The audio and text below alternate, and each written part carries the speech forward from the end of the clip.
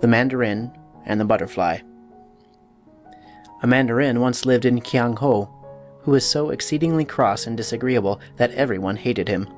He snarled and stormed at every person he met, and was never known to laugh or be merry under any circumstances. Especially, he hated boys and girls, for the boys jeered at him, which aroused his wrath, and the girls made fun of him, which hurt his pride. When he had become so unpopular that no one would speak to him, the emperor heard about it, and commanded him to emigrate to America. This suited the mandarin very well, but before he left China he stole the great book of magic that belonged to the wise magician Hao Tsai. Then, gathering up his little store of money, he took ship for America. He settled in a city of the Middle West, and of course started a laundry, since that seems to be the natural vocation of every Chinaman, be he coolie or mandarin. He made no acquaintances with the other Chinamen of the town who, when they met him and saw the red button upon his hat, knew him for a real mandarin and bowed low before him. He put up a red and white sign, and people brought their laundry to him and got paper checks, with Chinese characters upon them in exchange, this being the only sort of character the mandarin had left. One day, as the ugly one was ironing in his shop in the basement of 263½ Main Street, he looked up and saw a crowd of childish faces pressed against the window. Most Chinamen make friends with children. This one hated them and tried to drive them away. But as soon as he returned to his work, they were back at the window again, mischievously smiling down upon him. The naughty mandarin uttered horrid words in the Manchu language, and made fierce gestures, but this did no good at all. The children stayed as long as they pleased, and they came again the very next day as soon as school was over, and likewise the next day and the next. For they saw their presence at the window bothered the Chinamen, and were delighted accordingly. The following day being Sunday, the children did not appear, but as the mandarin, being heathen, worked in his little shop, a big butterfly flew in at the open door, and fluttered about the room. The mandarin closed the door and chased the butterfly until he caught it, when he pinned it against the wall by sticking 2 pins through its beautiful wings. This did not hurt the butterfly, there being no feeling in its wings, but it made him a safe prisoner. This butterfly was of large size, and its wings were exquisitely marked by gorgeous colors laid out in regular designs like the stained glass windows of a cathedral.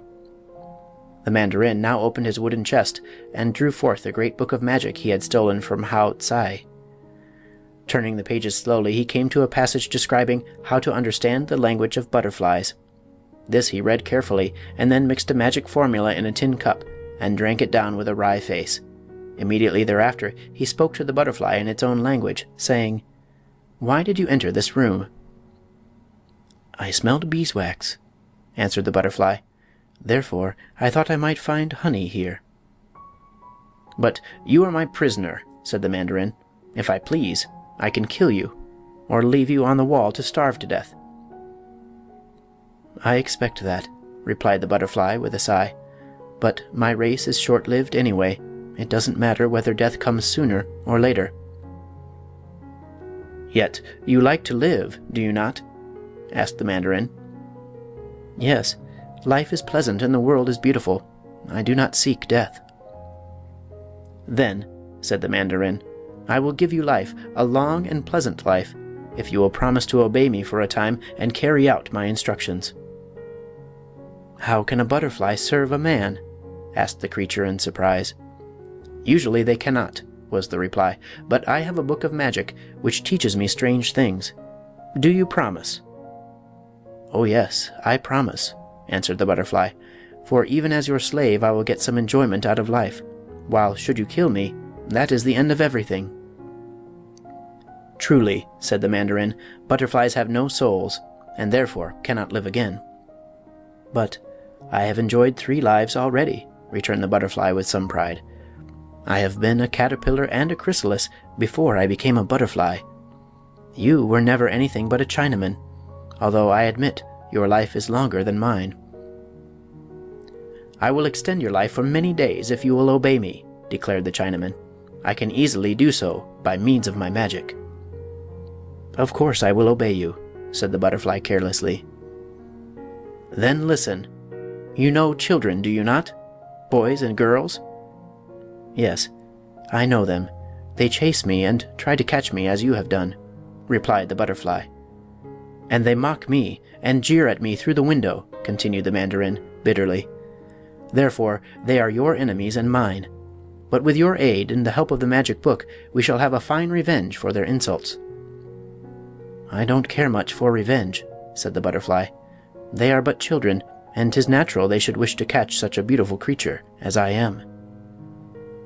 "Nevertheless, I care, and you must obey me," retorted the Mandarin harshly. "I, at least, will have my revenge." Then he stuck a drop of molasses upon the wall beside the butterfly's head and said, "Eat that while I read my book and prepare my magic formula."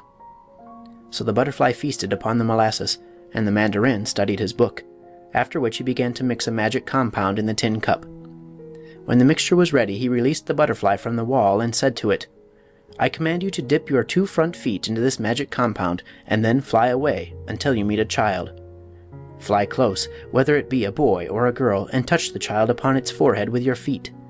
Whosoever is thus touched, the book declares, will at once become a pig, and will remain such forever after. Then return to me and dip your legs afresh in the contents of this cup. So shall all my enemies, the children, become miserable swine, while no one will think of accusing me of the sorcery." "Very well. Since such is your command, I obey," said the butterfly. Then it dipped its front legs, which were the shortest of the 6, into the contents of the tin cup, and flew out of the door and away over the houses to the edge of the town. There it alighted in a flower garden, and soon forgot all about its mission to turn children into swine. In going from flower to flower, it soon brushed the magic compound from its legs, so that when the sun began to set, and the butterfly finally remembered its master, the Mandarin, it could not have injured a child had it tried. But it did not intend to try. "That horrid old Chinaman," it thought, "hates children and wishes to destroy them. But I rather like children myself, and shall not harm them. Of course, I must return to my master, for he is a magician, and would seek me out and kill me. But I can deceive him about this matter easily enough." When the butterfly flew in at the door of the Mandarin's laundry, he asked eagerly, "Well, did you meet a child?" "I did," replied the butterfly calmly. "It was a pretty golden-haired girl, but now 'tis a grunting pig." "Good, good, good!" cried the Mandarin, dancing joyfully about the room. "You shall have molasses for your supper, and tomorrow you must change 2 children into pigs." The butterfly did not reply, but ate the molasses in silence. Having no soul, it had no conscience, and having no conscience, it was able to lie to the Mandarin with great readiness and a certain amount of enjoyment. Next morning, by the Mandarin's command, the butterfly dipped its legs in the mixture and flew away in search of children. When it came to the edge of the town, it noticed a pig in a sty, and alighting upon the rail of the sty, it looked down at the creature and thought, "If I could change a child into a pig by touching it with the magic compound, what could I change a pig into, I wonder?" Being curious to determine this fine point in sorcery, the butterfly fluttered down and touched its front feet to the pig's nose.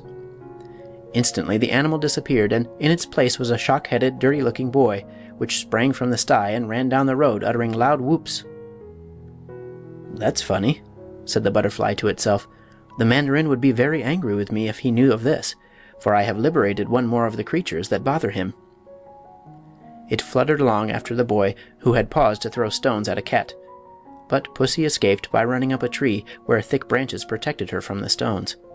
Then the boy discovered a newly planted garden and trampled upon the beds until the seeds were scattered far and wide, and the garden was ruined. Next he caught up a switch and struck with it a young calf that stood quietly grazing in a field. The poor creature ran away with piteous bleats, and the boy laughed and followed after it, striking the frightened animal again and again. "Really," thought the butterfly, "I do not wonder the Mandarin hates children, if they are all so cruel and wicked as this one."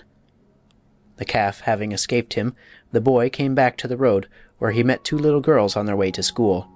One of them had a red apple in her hand, and the boy snatched it away and began eating it. The little girl commenced to cry, but her companion, more brave and sturdy, cried out, "You ought to be ashamed of yourself, you nasty boy!" At this, the boy reached out and slapped her pretty face, whereupon she also began to sob. Although possessed of neither soul nor conscience, the butterfly had a very tender heart, and now decided it could endure this boy no longer.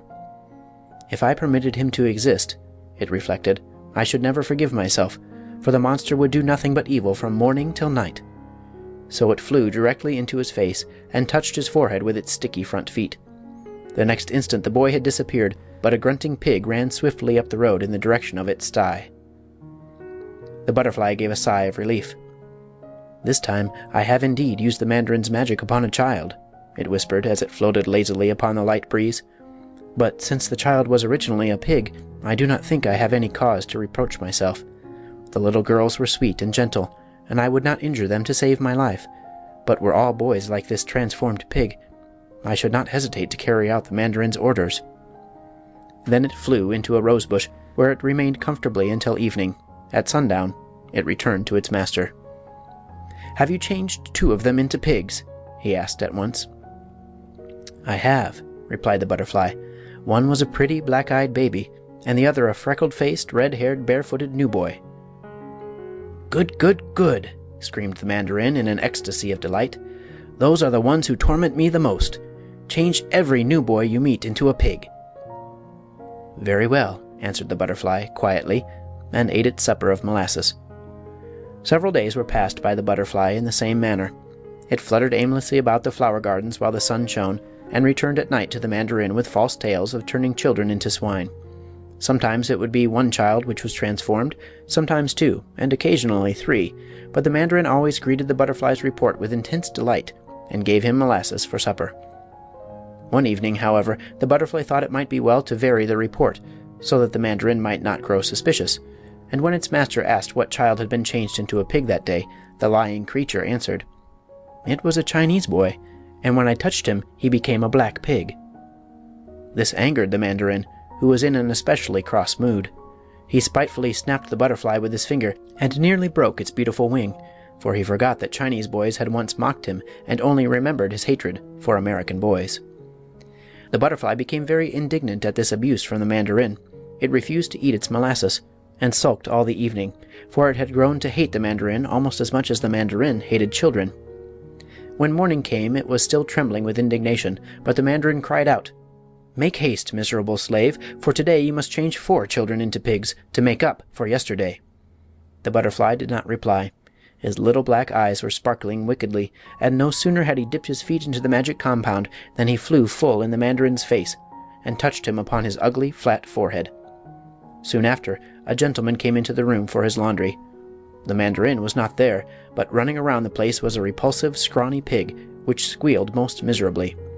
The butterfly flew away to a brook and washed from its feet all traces of the magic compound. When night came, it slept in a rosebush. End of The Mandarin and the Butterfly. Recording by Matthew Reese, Davenport, Iowa. End of American Fairy Tales by L. Frank Baum. If you haven't subscribed this channel, then click on subscribe button and press the bell icon. Now you won't miss any video.